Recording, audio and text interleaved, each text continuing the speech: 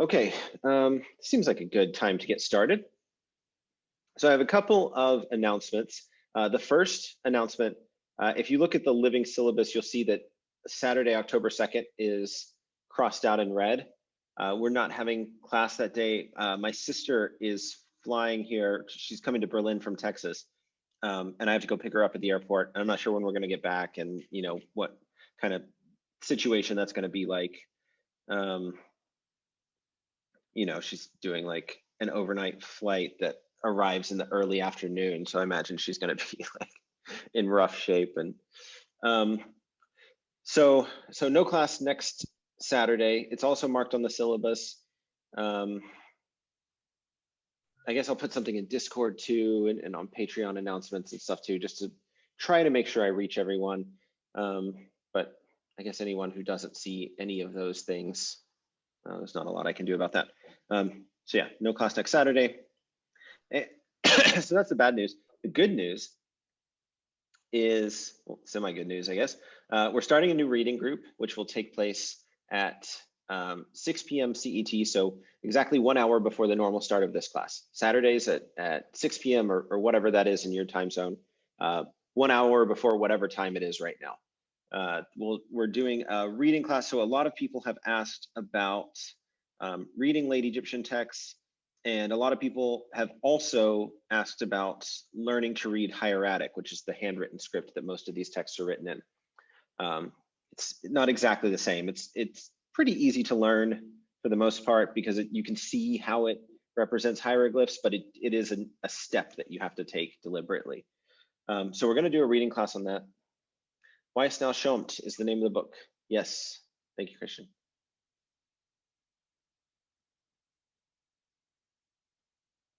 Oh, someone has it. Oh, it has an ebook. I think I was trying to, no, okay, yeah, please do. Please send it to me. I was trying to finagle one out of the author, but you know how that goes. What was I saying? So this new reading group take place 1 hour before this class. It is part of the office hours, so it's a like advanced student patron level benefit thing.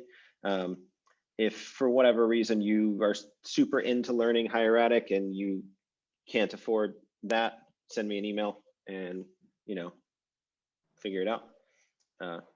But it is connected to the office hours thing. But if anyone's super interested in we're moving rather slowly through the nuts and bolts in this course.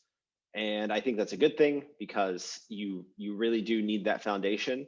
But there's another approach to learning these things, which is to just have someone toss you into the deep end and say, sink or swim. So this is that approach. So it will have new people in it. You don't have to be an expert to join. We'll go through it slowly and methodically, but we will be digging into an actual hieratic text and studying the hieratic and then reading a text. I don't know which text we're going to do yet. That's still under discussion. But right now I'm leaning towards the Contendings of Horus and Set, which is an amazing late Egyptian text. It is, I mean, if you made it into a movie today, like probably HBO, definitely not NBC. Like it would be a rated R movie. It has all kinds of good stuff. It has fighting and weird sex, not even just sex, but like weird stuff going on. It's great. It would make an awesome like alternative comic book series. So that's where I'm leaning because I think it's a really fun text. It is written in late Egyptian, and we do have really good quality images of the original papyri that we'll be working from. So if you're interested in that, there'll be announcements on Patreon if you want to join at that level, or you can send me an email and we'll discuss it. Okay, so advertisement over, only took me 5 minutes, so that's not bad. And today we're going to just jump right back into what we were doing before. So let me make sure I'm in the right place here. Seem to be in the right place. Where's yeah, there we go. Okay, sharing my screen, get rid of this junk. Okay, and we're going to try to move kind of quickly because we've been moving rather slowly through the uniliterals. mostly because we've been talking about adjacent things or reconstructing exactly what they sounded like. I think I'm going to stop doing that for a while, just because we can talk about those things at any time. Most of it's in here. After seeing this stuff over and over for years, it eventually gets locked in. So we can kind of come back to reconstructing, but I want to try to run through the uniliterals because I want everyone to feel like we're making really solid progress. I don't want anyone to feel like we're just kind of stuck. So yeah, we'll move rather quickly. Let me look at the participants panel. Do I have any volunteers?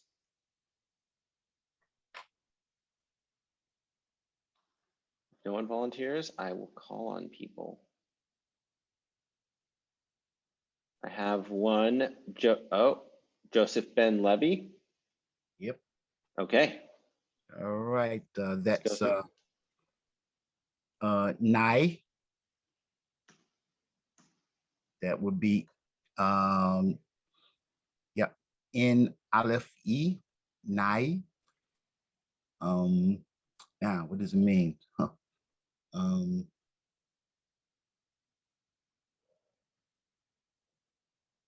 It means these. These. One? Yeah. I don't know. Neck. I don't know. Does this participants panel block the screen for you guys? I thought only I could see it. Yeah, no, a little bit, but that's neck, and that's like you. Yeah, yours. Yours, yes. And it's the things that belong to you. So it's the plural article, and then the second person masculine singular suffix pronoun. This thing is the suffix pronoun. We haven't talked about these yet. You're just seeing it for the first time. We will talk about them in more detail once we get into that part of the grammar. So do you want to give me the transliteration of this? In and ka. I mean of the hieroglyphs. Oh, the hieroglyphs. Nun. That's the water sign. Olive. That is the vulture. To read least E. Mm-hmm. And the basket K. That's right. And in this case, this isn't something we've seen before, but in general, we separate suffix pronouns from the main body of the word by putting a dot between them. And again, that's something. Why do we have the plural sign in there? Because it's a plural article. So nai means the plural things. Your plural things. Okay, gotcha. Yeah.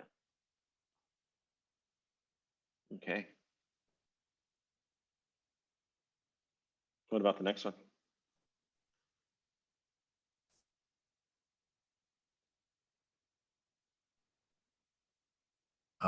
Want me to men?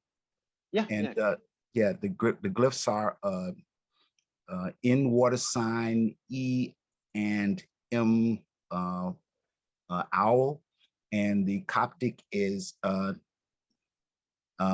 men and Nima. Right. It would really be, I think, I've always looked at that and saw the double M as sort of like the shadda in Arabic.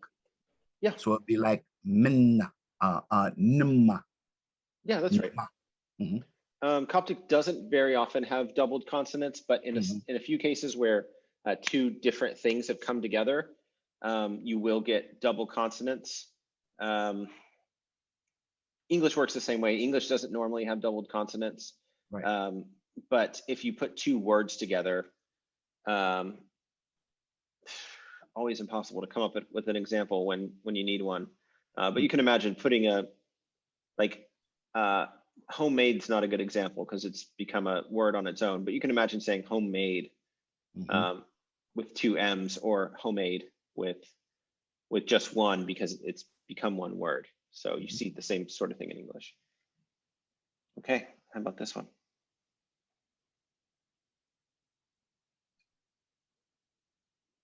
Now. Coptic is now. Now. Coptic now. Yeah, good. And that's in the coiled rope, oo. That's right. And this is another case where the oo is actually a suffix pronoun too. It's the third person plural suffix pronoun. So again, we separate it with a dot, but yeah, I'm telling you that now. Well, the next one I do remember from our old Coptic days, naf, him. Naf. Yeah.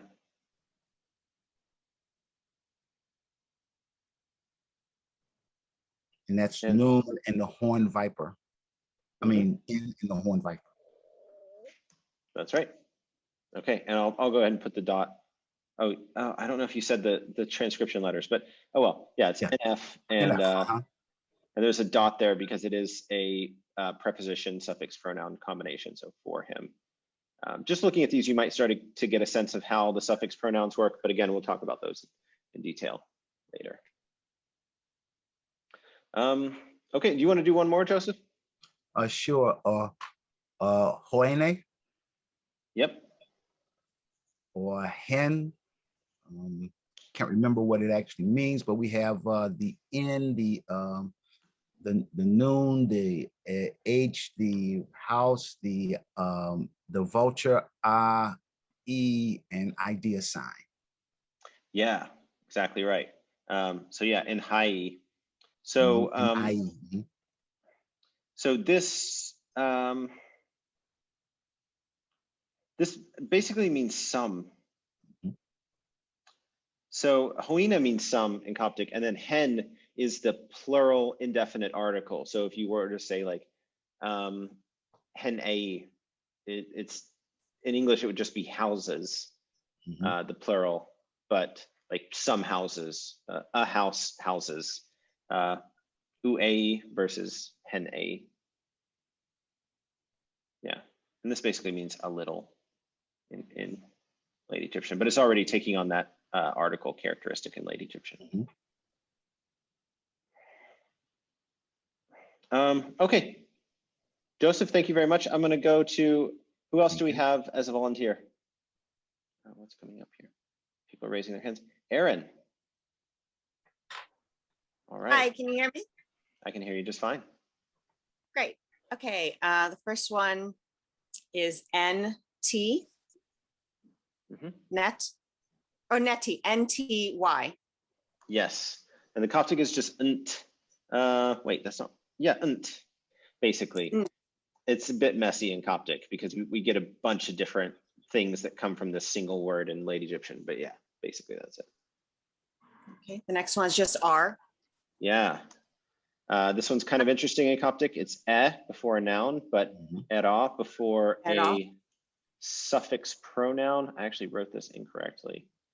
So like if it's to him, which would be eref in Egyptian, in Coptic, that's erof. The F just goes directly onto that form. We'll see a lot more stuff about that later, but just to mention it briefly. That's why there's two forms. There's the prenominal and the pre-pronominal form. Okay. The next one is R, ein. That's right. And then the determinative for the son, or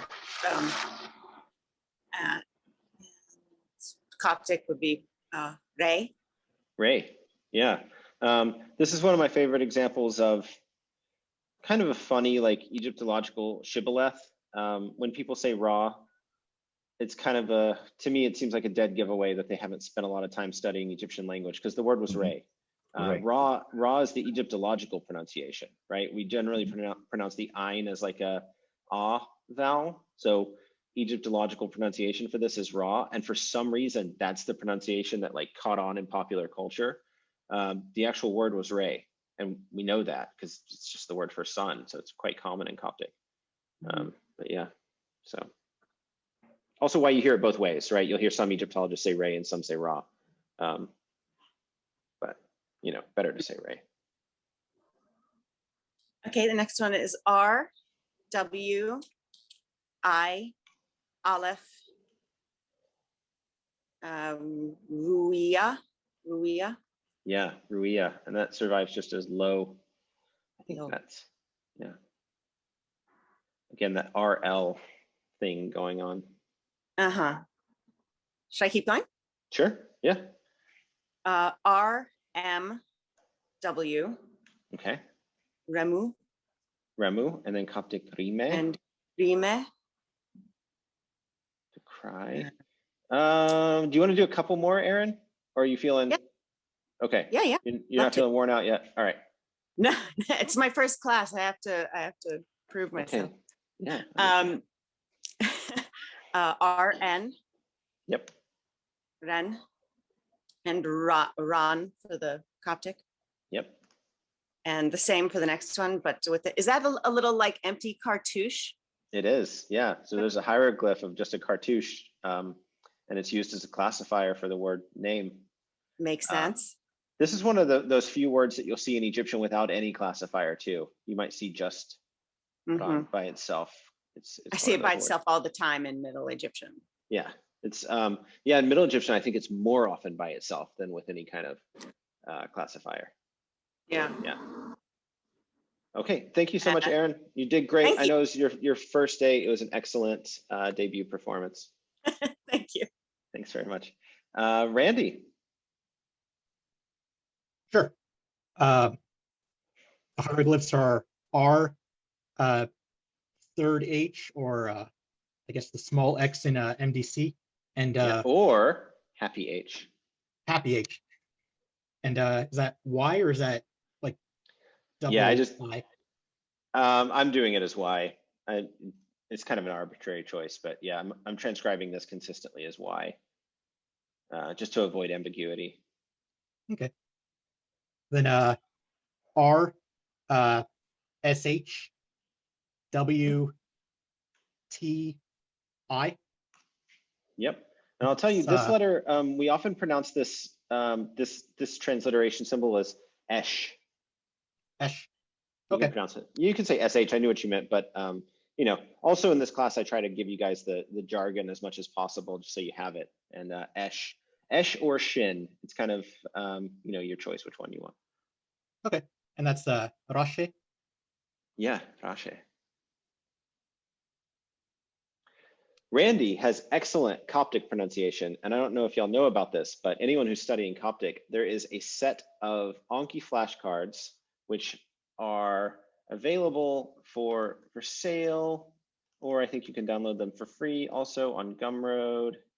I have to actually go to my Gumroad to remember the link. I want to put a link in here because I want to promote this. Wait, how do I get to my thing? So Randy made these. I put them online. Oh, we've had one sale this month. So they're here. I'll put a link in the chat real quick. Oh, this is my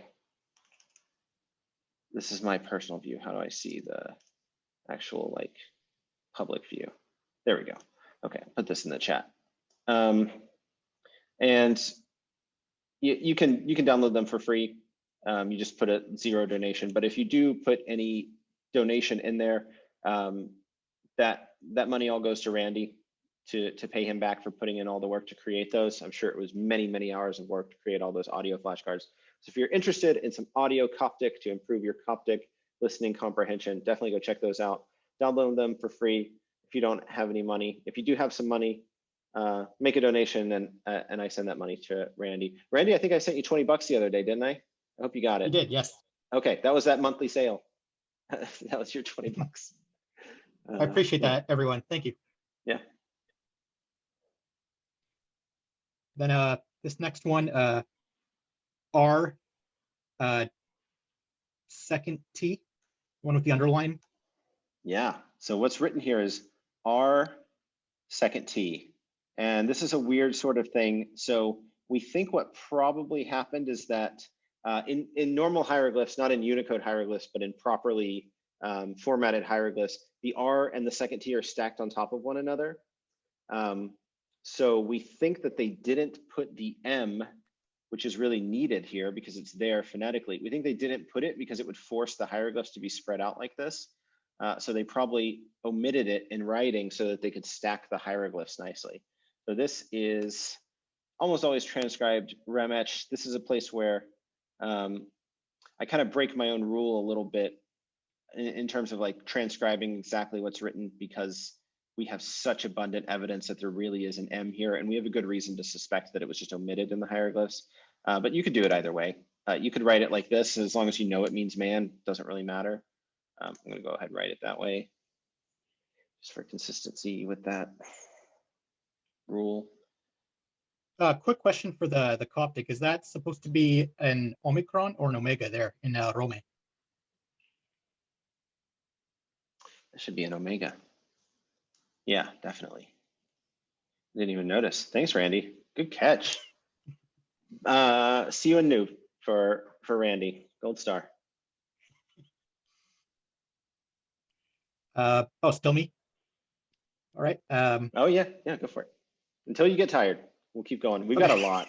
We've got a lot of these, and we've been going so slow. So I'm going to try to, like, an hour isn't a very long time when you have like 100 examples to go through. So yeah, let's just plow through them until you get tired. Then I'll go to the next person. Okay, sounds good. H, Aleph, double reed leaf, double I. And that's Sure. hi. Hi. This is another one where it's the same in Coptic and in Egyptological pronunciation. Kind of fun. And the next one is H, Aleph, W, and then the sun determinative for the word day. And that's hal in Coptic. Yeah. You might know this word from Middle Egyptian as heru with an R, but the R was lost in pronunciation because of this de-rhoticization phenomenon where like syllable final R's were lost. So yeah. How? Next one is H, Aleph, B, W. And that's hope. Yeah.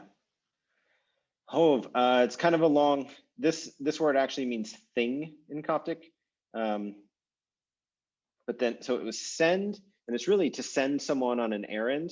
Then it came to mean basically errand itself, like as a noun, and then it got generalized to mean any sort of thing, abstractly speaking. So matter or concern. Hove. But yeah, originally came from this verb to send. H, Aleph, R, W. Yeah. And that is achreo in Coptic. Yeah, I think that's a weird dialectal form, but it is, we have the R preserved, right? And then in late Egyptian also, for the singular, we don't have the R preserved, even though we have it in older stages of Egyptian, we do have it in the plural, and it's probably because it was protected by being syllable initial. So achreo versus hau, where it's turned into a probably glottal stop. Yeah, kind of cool little point of comparison there. Next one, H, B, Y. Yeah. He boy. Yeah. And you might notice some phonetic similarity here. So this is this is one of those English words that's ultimately derived from ancient Egyptian. Boy becomes ibis in Greek, and then from Greek comes into English. And I'll do a few more real quick, and then I'll read up. Okay. Yeah. H with the dot under it. I can't remember what you called that. The surprised H. Yeah, I think I called it. Yeah, surprised H. Ein, T. Yep. And that's ho. Yep. And then it would normally have some kind of suffix pronoun, depending on who it is. Like himself would be ho'of, yourself would be ho'ok, that kind of thing. Okay, how many more do you want, Randy? It's up to you. Just this, and then the next one. Okay, sounds good. H with the dot under it. F, Aleph, W. Yeah. And then I guess Egyptological would be Hefa'u, and then the Coptic would be Hoth. Right. Yeah, Hefa'u is normally, yeah, Egyptological, and then Hoth, a very common word.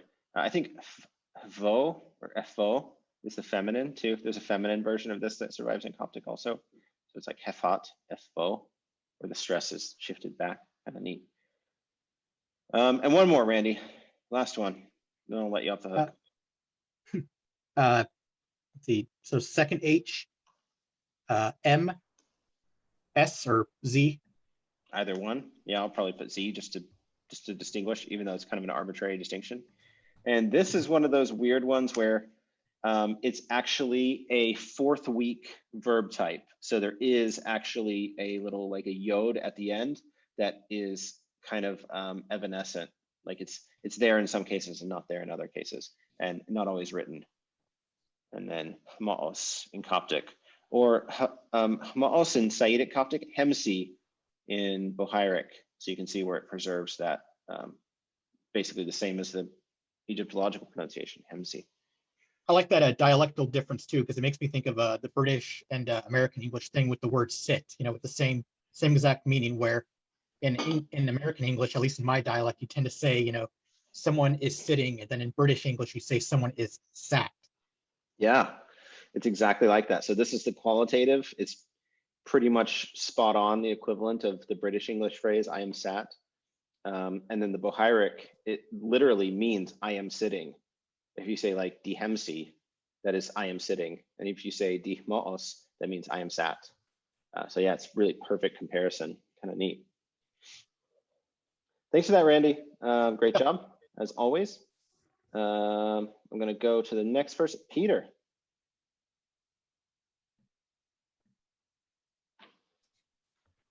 Can you hear me? I can.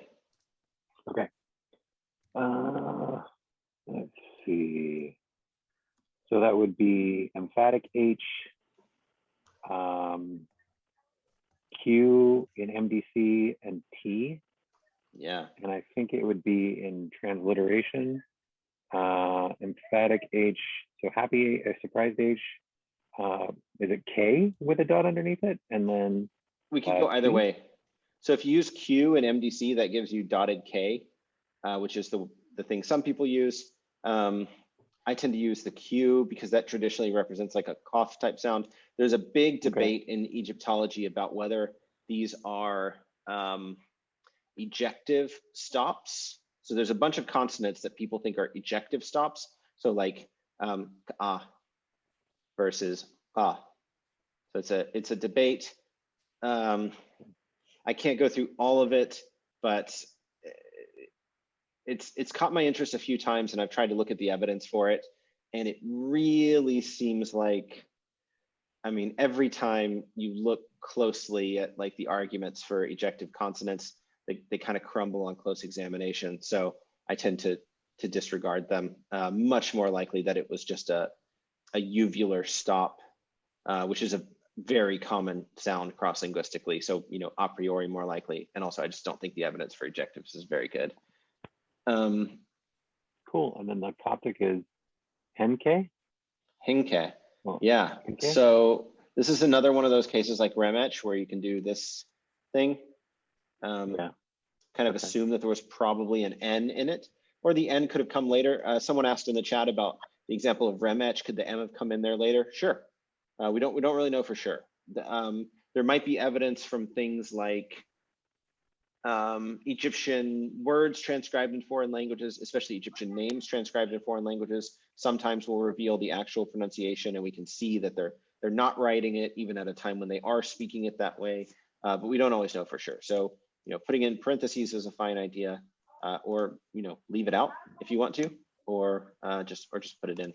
I'm just going to leave it out. I'm going to do that. I'm going to do the other one that way too. I'm changing my rule here. I'm going to write what it says. And then, if you learn Egyptian, you just know. Maybe I'll change my mind about that again in 5 minutes, but for now, I'm going to do it that way. Question, may I jump in? Oh, sure. I was just leafing through Faulkner as we were going through the different examples to Maciej's question from earlier about the Roma or image. Apparently, there is one pyramid text variant with an M in it spelled out, which is interesting because that would mean, at least in that case, that M was there early. Oh, yeah. Okay, then it should be in there for sure. I didn't find it for him, but I found it for the man, for humans, for Remech. Oh, not for Henket, for Remech. Right. Okay. I'm taking Faulkner's word for it, so I didn't look up the source. No, that's fine. I mean, we can definitely take Faulkner's word for it. It's not such a contentious issue that we have to chase his sources down, I don't think. I'm fine with taking, a competent scholar's word for it on that. If anyone vehemently objects, you're welcome to, follow that entry and look at his sources and write me a short essay about why, and I'll change it.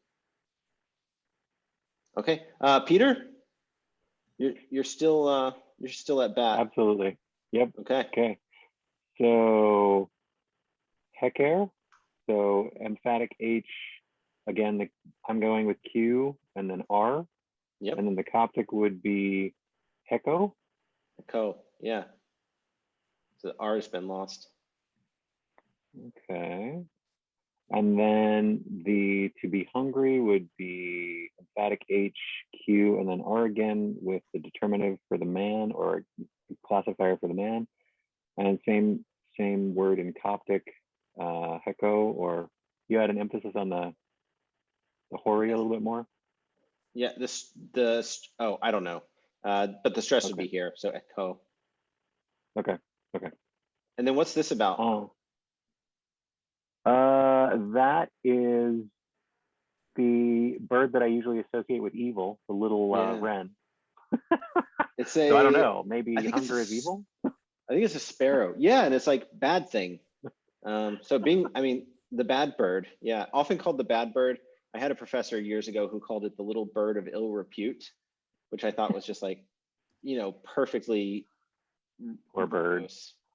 Yeah. Was the reason for that, the word for sparrow is bene, and the word for evil is bon. So it was actually originally just an example of consonants, I think. And then it got so stuck with the idea of evil that like in Egyptian, sparrows are evil somehow, which is the most incongruous thing. I mean, I really feel like this language is very, like the way Egyptians describe and represent things to me is very intuitive. It just kind of all clicks together in like a coherent system, except for that sparrow, because I can't think of anything less evil than a sparrow. So there is this argument that sparrows eat grain. Sure, yeah. And that's possible. It could have something to do with it. They're just so cute. But then there are people who hate, field mice, and I think they're adorable too. I mean, we used to, like, in the house I grew up in, it backed up to like a huge wheat field. And I had mice in my house all the time, and I would pick them up and like carry them outside and just like allow them to, run back into the field. And my mom saw me do it and she lost her mind. And I was like, what? It's cute. It's the least gross thing. It's just like a pleasant little animal, but yeah, whatever. Okay, so they didn't like sparrows. Whatever. Sparrows are evil. Okay. Yeah. All right. So let's see that. So is this? I've heard this is a placenta. Is that right? Some people have said that. I'll be honest. I haven't seen that many placentas that I can recall. So I'm in no position to dispute it. Not the kind of thing you see on it.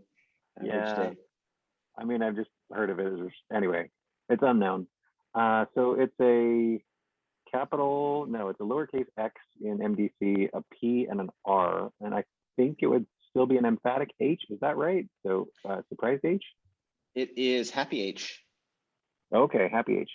Yeah, I always get my H's mixed up. Oh, everyone does. Yeah, there's four of them. It's ridiculous. We got happy H, P, and then R, and then the scarab beetle. So that means to occur, happen, and then chope, which would be heifer in MDC. I'm sorry, reconstructed pronunciation, I guess. Reconstructed pronunciation, probably something like chapar. With an R, if you keep the final R that was eventually lost, if you rewind this shift where the ch sound becomes sha, that's a pretty much universal sound shift. Ch becomes sha in Saitic. There's some cases where ch becomes just an H, like hori. It kind of goes in both directions, but yeah. So we rewind that to ch, and then this must be a stressed A type vowel in an open syllable. So this must be the next syllable, and there should be an R there. And then this was probably an unstressed A type vowel or I type vowel, but more likely. So chapar. Cool. Okay. The next one. Randy, looks like sorry Randy to interrupt you, Peter. Yeah. Yeah, go ahead, Randy. You have something? Yeah, I had a quick thing about chope. If Cherney is correct, the Coptic etymological dictionary, the word spere is supposed to be related to that, like a happening or an occurrence. And Oh, that's sure. an example where the R is preserved. Yeah. Yeah, I didn't realize that that was from that too. Sperre, like a marvelous happening, like a surprising event. Khepru, like manifestations. That's great. Thanks, Randy. That's awesome. I'm glad to have learned that. And JJ, did you have something, or are you just waiting your turn to? Yeah, I was just waiting, volunteering to read some. Okay, yeah, we'll come to you after Peter. Can I ask another quick question of Randy? Can you tell course. me what page on Cherney's dictionary that is? I'd love to look that up so I could see it in hieroglyph. Oh, I don't remember the page. I just know that it's, I mean, it's in alphabetic order, so it's just under the shy near the end. Yeah, it's going to be towards the back of shy because P is pretty far in the alphabet. Let's just find out. It won't take that long. Sorry. No, it's fine. Here it is. Wonder, amazement from Heperut. So it's like this. Oh, sure. So like Nice. either a Like a plural happening, yeah. noun or an abstract. Yeah. And then the stress shifts to the second syllable because it's now, you know, trisyllabic, the word. And then the T preserves that final vowel. So yeah. And then because the R is now syllable initial, it gets preserved also. Yeah, pretty neat. Good call. Oh, I forgot to tell you the page. Sorry. That was my whole Oh, no, I'm point, good. right? I 250. just wanted to see it in hieroglyph.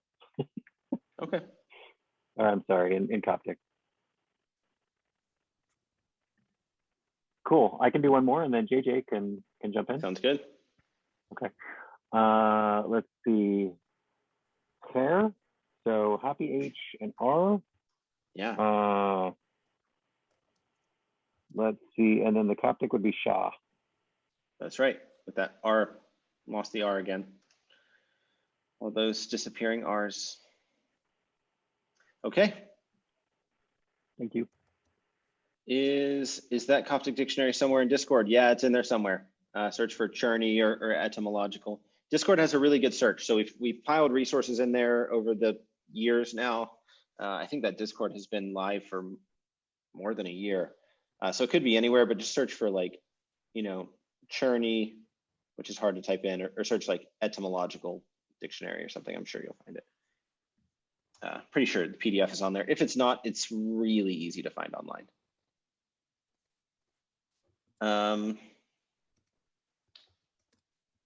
So I think JJ was next, and then, forgive me, Mache? Is that how you pronounce your name? Yes, that's Maciej. Maciej. Mache. So JJ is up next. Do you want to be on deck to transliterate, or do you have a question? Yeah, I'm ready. The first glyph is the H with the straight line. Mm-hmm. What did we call it? Content H, I think. Content H. Yeah, or you had a pretty clever name for it. Bemused H. I really want to call it bemused. Bemused. H. That was what you said. Yeah, it's just like Bemused H. it's like when you do that smile without opening your lips or like involving any more of your face. Like it's like that kind of smile. Okay, yeah. Whoops. Something happened and I lost my track. All right, yeah, okay. So the bemused H, and then that's the hand, which is a D. Mm-hmm. Then the foot, which is a B. Mm-hmm. And then this bird, which is a W. Yeah, that bird is a quail chick. Quelchic. And then the pronunciation in Egyptological, I believe, is Kadobo,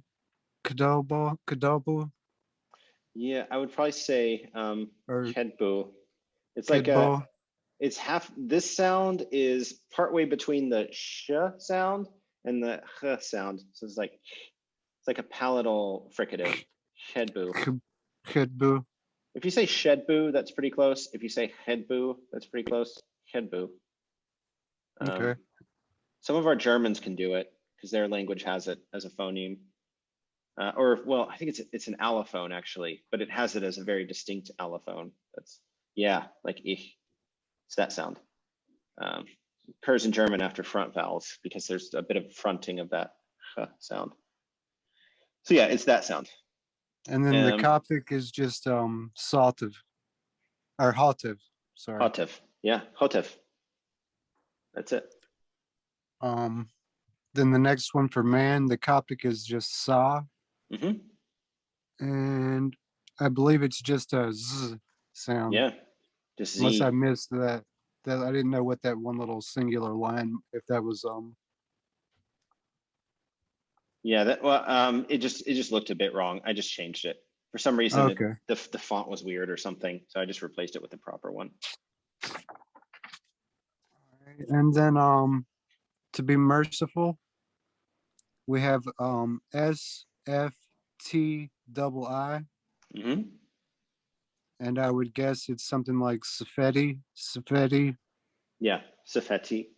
Coptic. Sefti, maybe?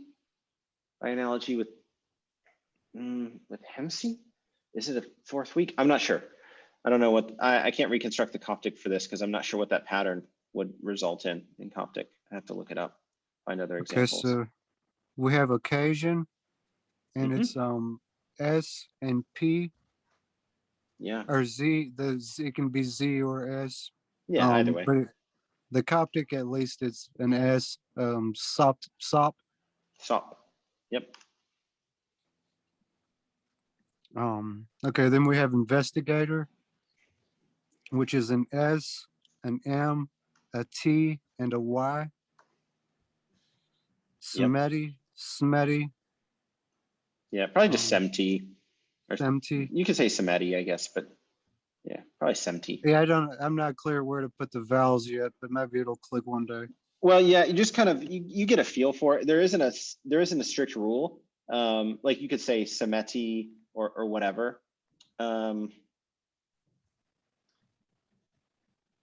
I think it is sort of so there's kind of a general rule. It's very common in languages where unstressed vowels and open syllables get lost in pronunciation.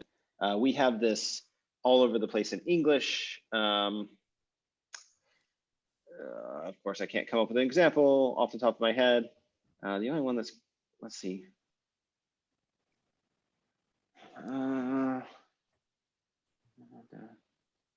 What's a word that's like da-da-da, but we just pronounce it like da-da? I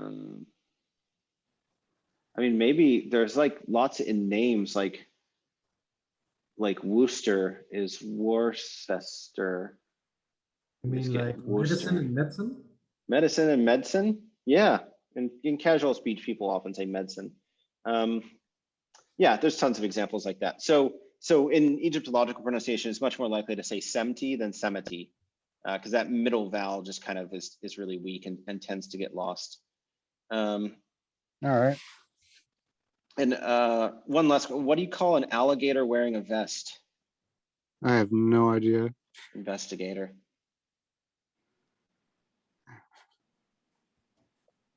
I'm sorry. right, someone unmute just to give me like a pity laugh for that awful joke. I love it. Oh, I gave you a laugh. It was funny. It's pretty good. That was good. Okay. Oh, it just made sense. I get it now. Investigator. All right. Yeah. All right. So we got lip is sop in Coptic. Sope? Sope. And it's an S, a P, and a T transliterated. Yeah. And then this creepy half a mouth with like ridiculous monster teeth. Like creepy full set of teeth, half mouth thing. And then interestingly enough, we have the same pronunciation in Coptic, Sope. And it's the S, possibly Z, P, and T again. That's right. Meaning sure. Yeah, and these are actually the same word. The only thing that tells them apart in Coptic, I mean, you could easily, in late Egyptian, you could easily write this with this type of S. It doesn't really matter. this is a classifier that has something to do with like pieces of land. It's just a little like cheese wedge shaped thing, but it has something to do with like topography or something. And then this is obviously like a half of a mouth with some weird cartoon teeth. And it's in both cases, it's lip, like either the, you know, kind of analogously, like the river is kind of like a mouth with lips. So yeah, sure. Yeah. Okay, so I can keep going if you'd like, or Yeah, go for it. Let's see how many we can do. okay. The next one is spear, rib, SPR. That's right. Yeah, and this is a weird one where the R is actually preserved. I'm not totally sure why in this case. I'm not sure why that's preserved, but it is very reliably preserved, that final R. Perhaps just because this is the stressed vowel. And that's not always the case, that if it's the stressed vowel, it preserves the R, but there seems to be kind of a tendency there.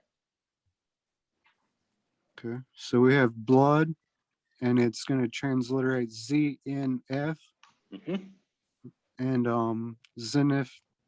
The Polish, I mean the Polish, the Coptic is snuff. Snuff, yeah. So if you ever see a name like Womsnuff, Wom means to eat. Wom is like eater. So Womsnuff is the actual Coptic word for vampire, which is preserved in a text somewhere. Oddly enough, I can't remember what text, but it's definitely a real Coptic word, Womsnuff. It means vampire. Nice. Yeah. So we have, this one is going to be transliterated Z. This S with a sort of crown, which I believe is Esh. Esh. Yeah, okay. And N. So Zeshan, Session. or I guess is correct enough. And then the Coptic is Shoshan. Shoshan. This is a woman's name. Still pretty popular woman's name today.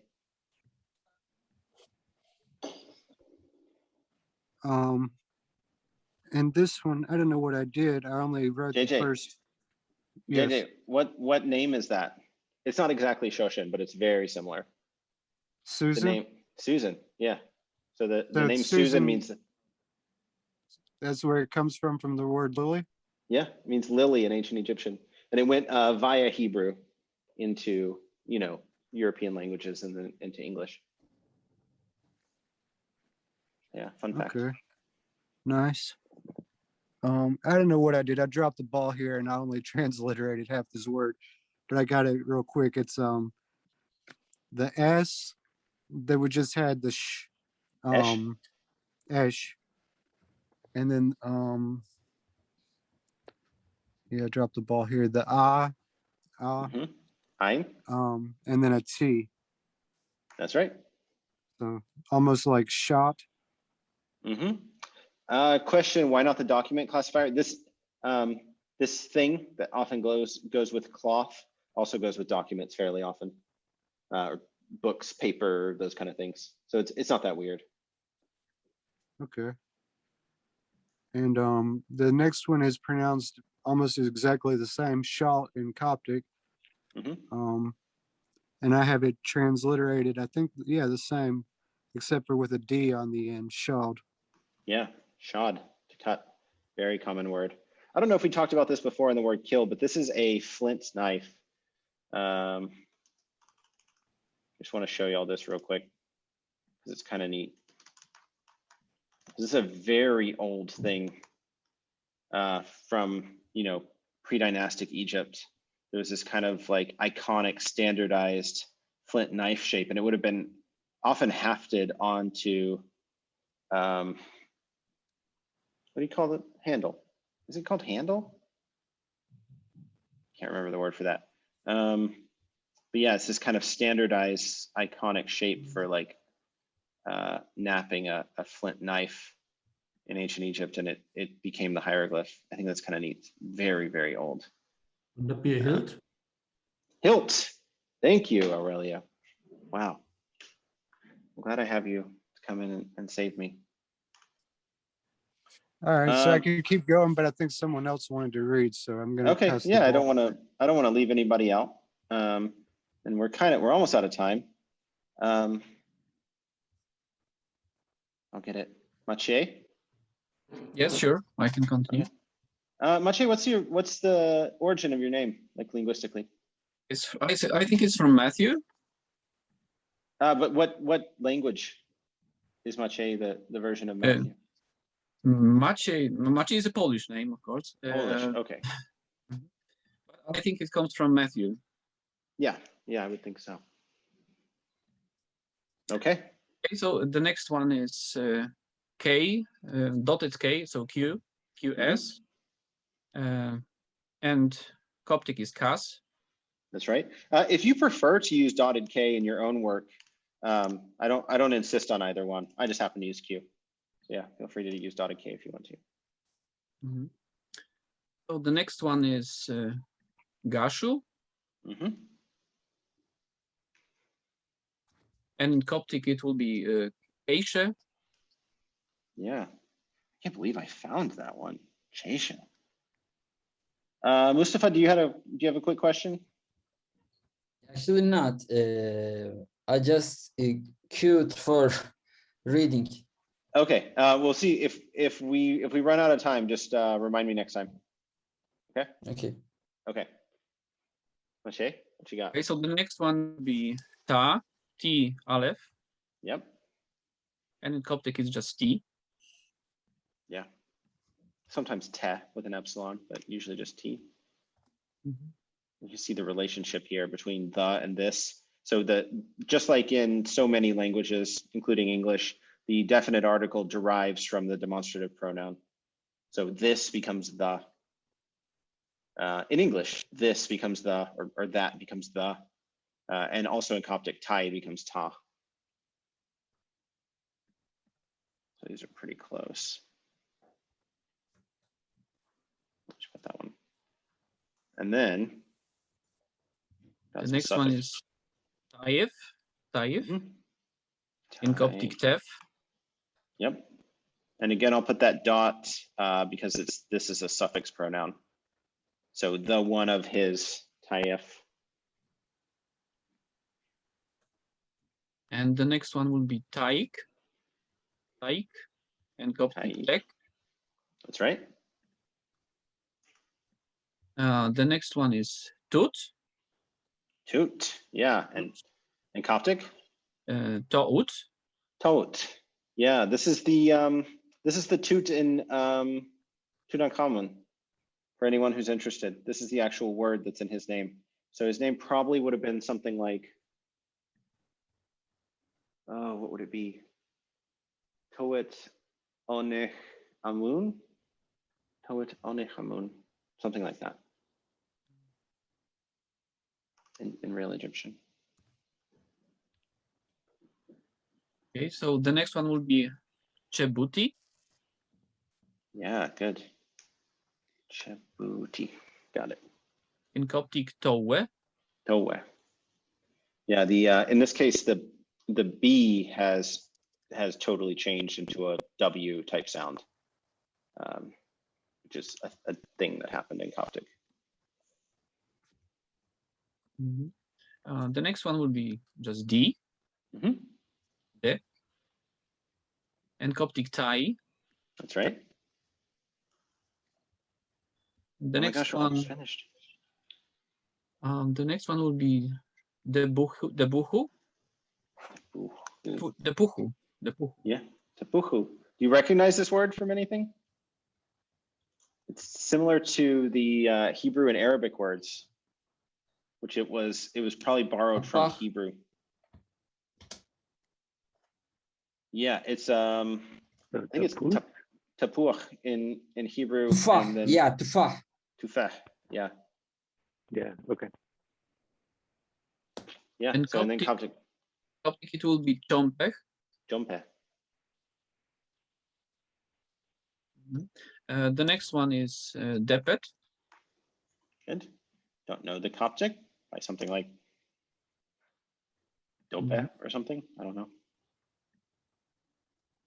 The next one will be the Heti. Mhm. and Coptic tacht. Tacht. And this is a good example of like when that final T survives in Coptic. It's when it's got something after it to protect it, right? Because normally we would expect this T to not get preserved into Coptic, but there was obviously some kind of final vowel here that protected it from being lost. And the next one will be Desher and Coptic Eteishi. Teishi. Good. Okay, awesome. That's yeah. Thank you so much, Mache. That's it for uniliterals. So for next time, there's a and that's next time being 2 weeks. We will go over biliterals and we'll start working on the biliterals. In here, you have a chart. I hope it's designed to include all of the biliterals that are in the exercises. So, you know, fingers crossed I did that successfully and they're all in here. No absolute promises, but there's some instructions on how they work. And then go ahead and start working on the exercise because I think it's going to take us a little bit. And then the way to do this, as Christian so helpfully pointed out on Discord, the way to work through this is to look them up. So you start with this chart, take it slow, right? Like this one, I've got this little reed leaf with feet hanging out the bottom. Got to find that. I happen to know where it is. It's here. It's EE is the value. So, you know, first consonant is E, second consonant is E. Let me pick one where they vary a little bit. How about this cow horn thing? Go back to it. I already know where it is, so it makes it a little easier, but you know, you search around this like doing a word search, find it, and then this is gonna be WEP. So first sound W, second sound P. So you use this like, you know, matrix type setup to get the two sounds. And you kind of have to, hunt a little bit at first, but the activity of doing that will kind of help to lodge these things in your brain. There was another thing someone posted in Discord. It was like a like flashcard game where you have to like figure out the biliteral values. It contains many more biliterals than we have here. So, mute yourself. I'm muting you. Okay, you're muted.